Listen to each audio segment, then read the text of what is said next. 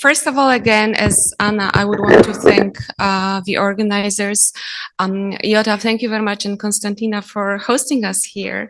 And I know it's a lot of work to do, so I'm really, really glad to be here as well, to see all of you in person. And I think we are a very nice crowd of researchers, and I think it's a very, very nice project. So I'm really happy to be here in person again. So thank you. Anna started with the Mediterranean, and I'm going to continue because I'm going to talk about, as Marcus introduced, of Bodies and Borders. So one of the projects of a well-known artist, of a Mexico-born artist, Ana Teresa Fernández, who has grown up in the United States, but she was born in Mexico. So as she herself admits in a TED talk, living, quote unquote, between two worlds. As a result, border and border crossings have always been a part of her life, and in her works and performances, she often addresses the question of her hybrid identity and the influence of the two sides of the border. So the impact that they have had on her personal and professional life.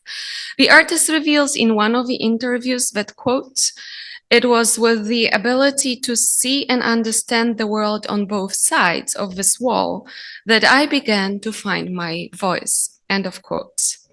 In her earliest works, Fernández often challenges gender, racial, and cultural stereotypes.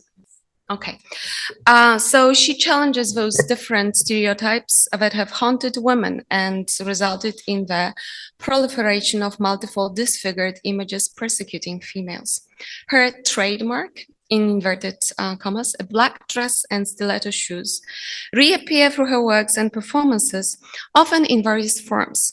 For example, she uses ice stiletto shoes during her performance in West Oakland, California, with a purpose to melt the myths that have arisen around women's roles and position in the society that have relegated them to the margin. In other performance, Fernández rides with a white stallion dressed in the aforementioned attire, so black dress and stiletto shoes, to draw the wider attention to the sacrificial deaths of young girls in one of the cenotes, sinkholes in the Yucatan Peninsula. With time, her works have begun to address other examples of injustices and oppression, and she has become more and more involved in the issues of migration and the US-Mexico border. As she herself admits, she, quote, "had to go further away from the border to come back to it," end of quote. So significantly, wherever she traveled around the world, be it in South Africa, South America, or Europe, there was always this concept of migrating and migration present, which motivated her to challenge manifold paradoxes that are intrinsic to this space through artivism.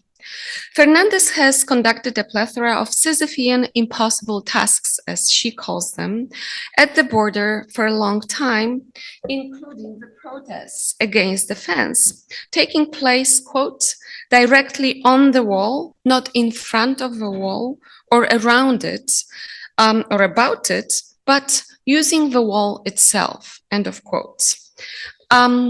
The language of art allows Ana Teresa Fernández to tell stories that have not been told before, as she herself reveals in her TED talk, quote, "so that we may begin to feel and emphasize with that which is hard to digest and gets thrown to the back of people's consciousness," end of quotes.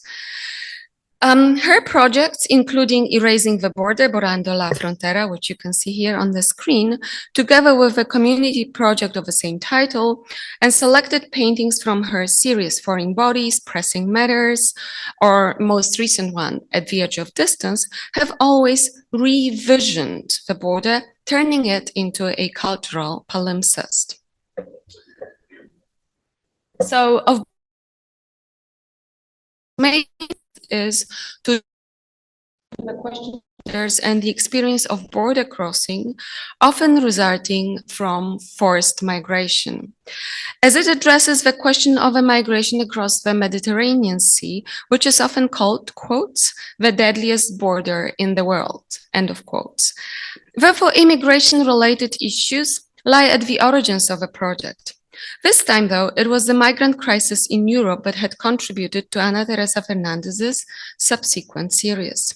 As described on her website, and I'm quoting, pivoting from her previous work on the US-Mexico border to the Mediterranean Sea, this 5-year project was filmed in various locations of the island of Poros, Greece.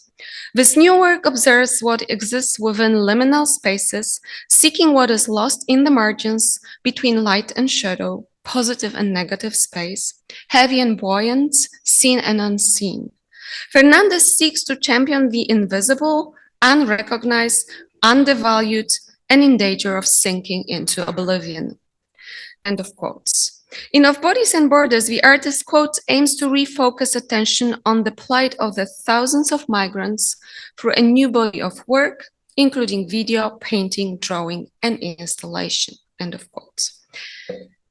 As it is in the case of her previous project, Of Bodies and Borders started with the artist's performance in the water, which was then filmed and released as a video with an equivocal title, Drone Below. In the video, she dons her signature little black dress and heels, weighted down with 13-pound weights. While submerged, she wrestles with a bed sheet for hours, exemplifying an enduring physical and psychological performance. The paintings in the series document the artist's performances, and there are video recordings, and they are divided into 3 sub-series: Of Bodies and Borders, Within, Without, and then Gauging Gravity, and the final subsection that includes an untitled installation of cement ores on the floor. When watched in sequence, those 3 parts develop from documentary-like images to the most abstract drawings. As a result, the first subsection of Bodies and Borders depicts a woman wearing a black dress and stiletto shoes who is suspended underwater in the depths of the sea. However, apart from the trademark attire, the woman in those paintings is also wrapped up in the enormous piece of cloth that in some images seems to hamper her movements and in others makes her look like an underwater flower or Medusa. The specific framing Fernández deploys here turns this painting into a snapshot-like image. As Mika Ball observes in Movement and the Still Image, some paintings exhibit particular propensity for quote-unquote cinematic quality. Owing to that, in such cases, quote, movement is implied, halted, and the work suggests will go on after we watch the scene, end of quotes. Moreover, as Ball claims, quote, this precludes a naive view of the painting as transparent and realistic representation and foregrounds another aspect of visual arts, cinema and painting alike. The encounter it stages and embodies, end of quotes. In that case, the woman's underwater struggle with a piece of cloth is almost tangible, and the viewer's encounter with her makes us wonder what she struggles with and how the struggle will end. In the next subsections, the piece of cloth becomes the focus of the artist's attention. As the female body turns into a more and more shapeless and anonymous form to almost disappear in the wrapping engaging gravity. It has to be noted here that this transformation is reinforced by the technique Fernández deploys in this subsection, as it includes drawings rather than paintings. As a result, the wrapped up body no longer looks like a human body, but instead it resembles an origami-like piece of art. Therefore, the piece of cloth also changes its function. from the physical obstacle that prevented the woman's free movement and forced her to fight, to Alaina Wallace's description of it as a barrier shroud. Such an interpretation of this material is not far-fetched, especially with regards to the tenuous story of migration in the Mediterranean and multiple accounts of tragic deaths of those trying to get to Europe on boats. These deaths are also commemorated by the artist in the last subsection, but includes the aforementioned installations of the cement paddles on the floor. The oars are like the remnants of what is left after the border crossing, and as such, they evoke the well-known images from the US-Mexico borderlands, so aptly illustrated by M. Henea Sanchez's border boneyards. Scattered rubbish, empty water bottles, clothes, personal belongings, and sometimes dead bodies. It all turns the borderlands into both metaphorical and literal cemetery. The arrangement of the oars on the floor also suggests such an interpretation. The paddles resemble dead bodies laid out in makeshift morgues. Therefore, with that project, Ana Teresa Fernández reiterates this question that Gordon Hanson and Craig McIntosh asked in their article: is the Mediterranean the new Rio Grande?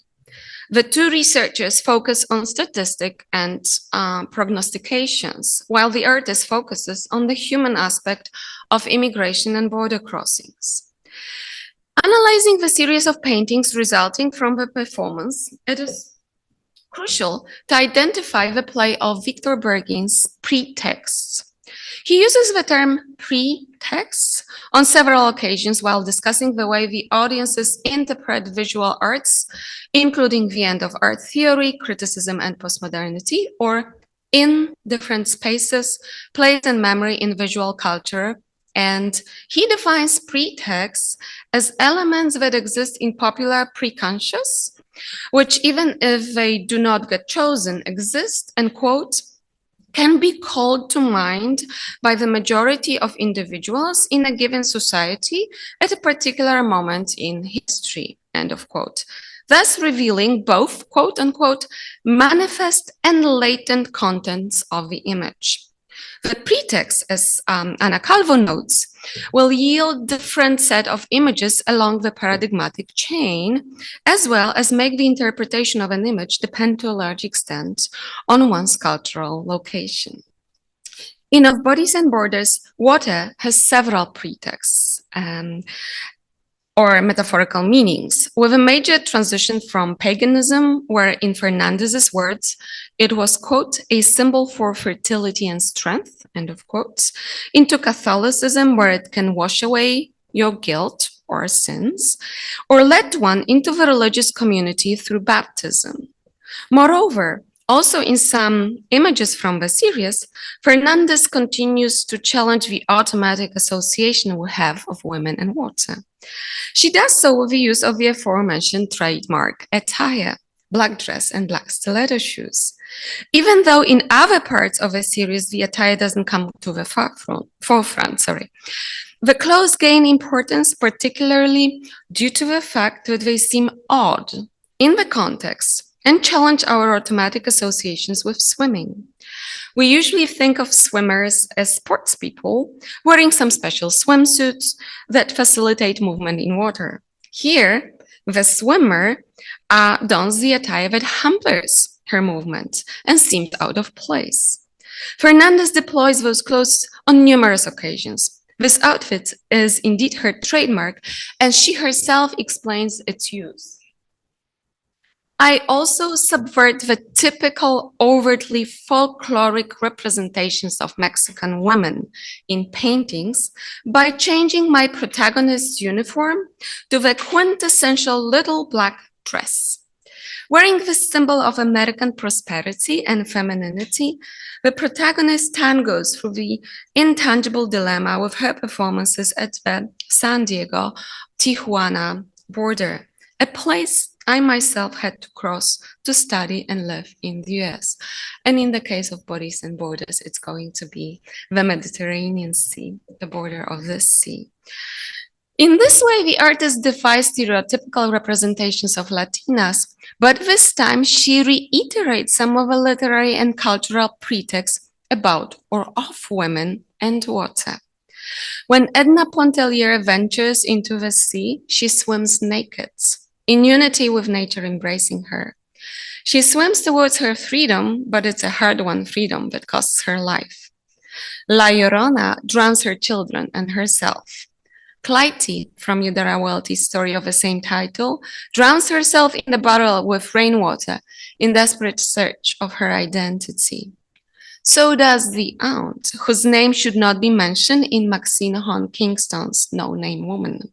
But at least, in inverted commas, in her case, it's a spite suicide, through which she manages to take her back on the village people who have led her into her humiliation and death. These are just a few examples that show how literary and cultural representations abound with women for whom water becomes demise. In Of Bodies and Borders, Ana Teresa Fernández tells the tale of those whose stories are oftentimes drawn below, as they are othered, stereotyped against, or die on their way to a better world, the European dream. As she herself admits, the purpose of her art and artivism is to subvert the long-lasting myths that are often taken at face value. Quote, "My intention is to challenge old ways of seeing things. My work aims to transcend the given," end of quote. Owing to such an approach, her story becomes what a Polish Nobel Prize winner, Olga Tokarczuk, describes as the fifth element. She argues, quote, and the translation is mine, sorry for the quality.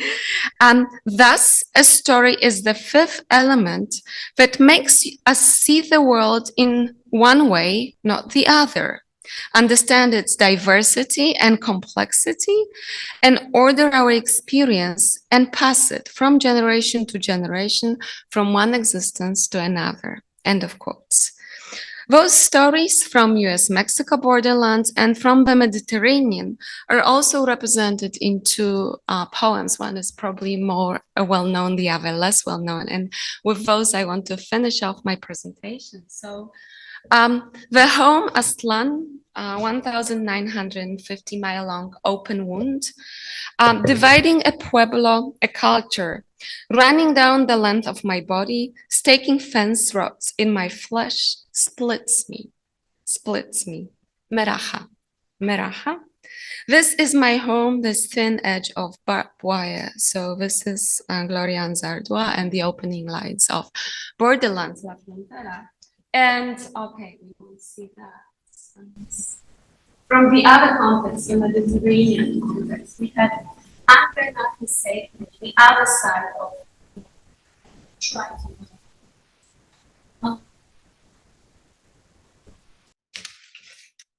So that we can see that. So 30 feet above the ground in a warehouse in the industrial outskirts of a city we'd never lived in, I knelt inside the near-empty container to contemplate our nomadic misery.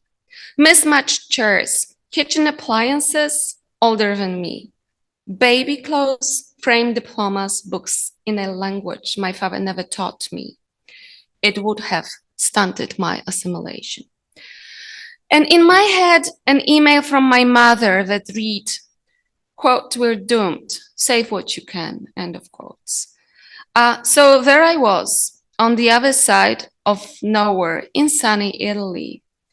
Despite the technological changes around us, disasters still travel in telegrams. Bankrupt, dot, stop, dot. Sorry, stop. Homeless, stop. Remember, brother, when our parents calling us global citizens inspired great hope. But the world, I'll try to move it now. The world proved too tribal for us. And so your suitcase shall be your only friend, while Xi Huang's fantasy of a goodie wall proliferates across the planets. Weeks ago, two cops in Catania stung a 16-year-old boy from Darfur with cattle prods to impart the following lesson. Whatever the government says, you're not welcome here. As if one needed the reminder. All across the books,